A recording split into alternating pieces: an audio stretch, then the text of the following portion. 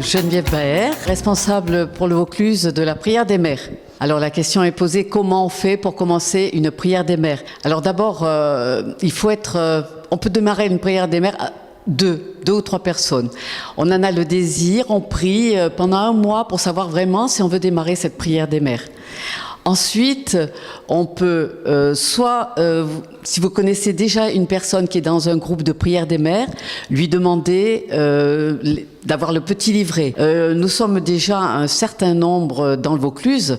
Réjouissons-nous grâce à Dieu. Cette prière a pris beaucoup plus d'importance depuis quelques années. C'est une prière qui est récente. Elle a que 23 ans. Elle a été fondée par Veronica Williams en Angleterre, une catholique. Et elle est maintenant dans le monde entier. C'est tout simple. On a un petit livret.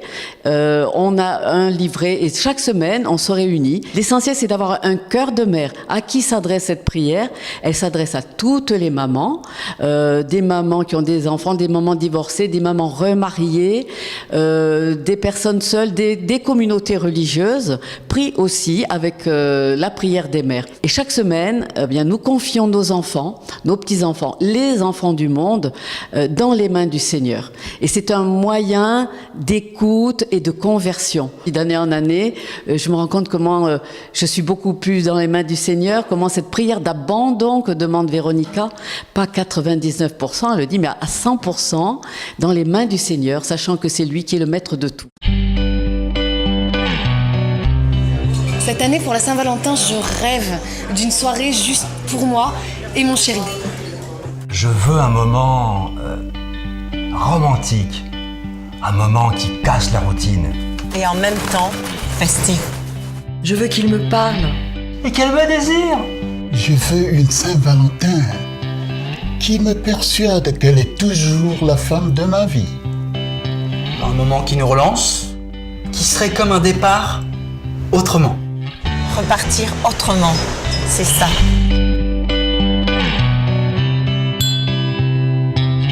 On veut de l'amour pour la Saint-Valentin. Avec un grand A.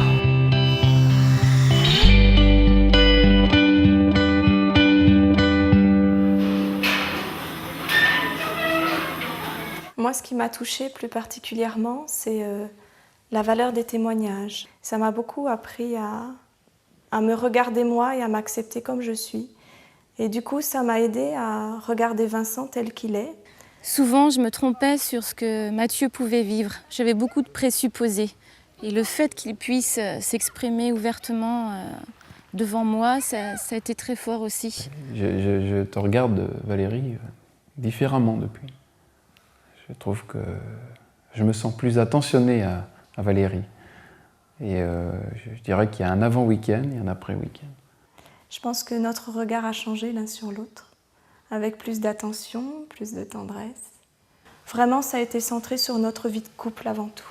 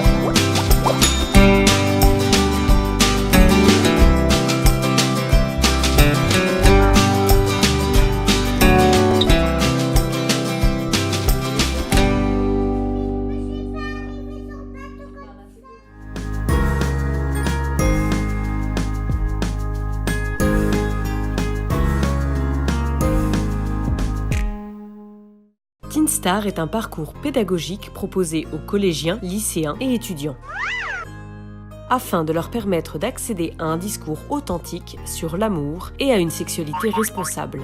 Cette pédagogie a été mise au point en 1980 par le docteur américain Hannah Klaus. Hi, I'm Hannah Klaus. Teen Star est aujourd'hui proposé dans 30 pays. Ce sont plus de 25 000 jeunes qui ont déjà suivi le parcours. Les jeunes veulent vivre un grand amour et ne veulent pas d'amour au rabais. Ils constatent que l'amour a besoin de se construire sur une promesse de fidélité pour s'épanouir dans la confiance et le don total de soi.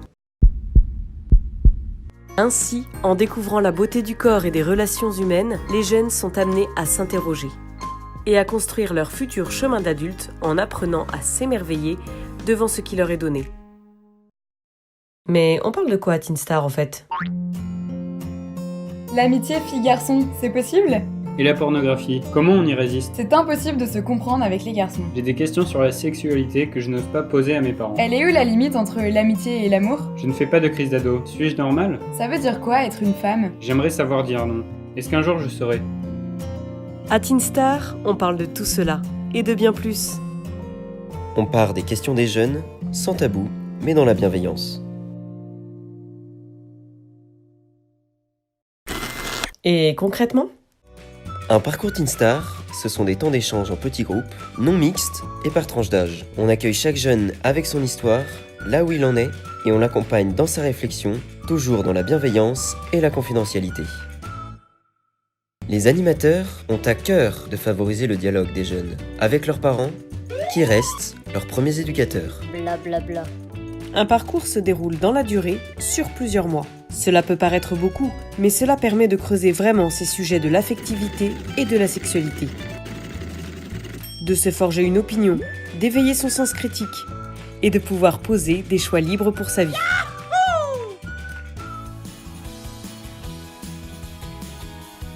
Au cœur de l'esprit Teen Star, il y a cette fleur qui symbolise toute personne humaine, avec sa dimension physique, affective, intellectuelle, sociale et spirituelle. En tenant compte de ces 5 aspects de la personne et en les ajustant les uns aux autres, le jeune est amené à unifier sa vie.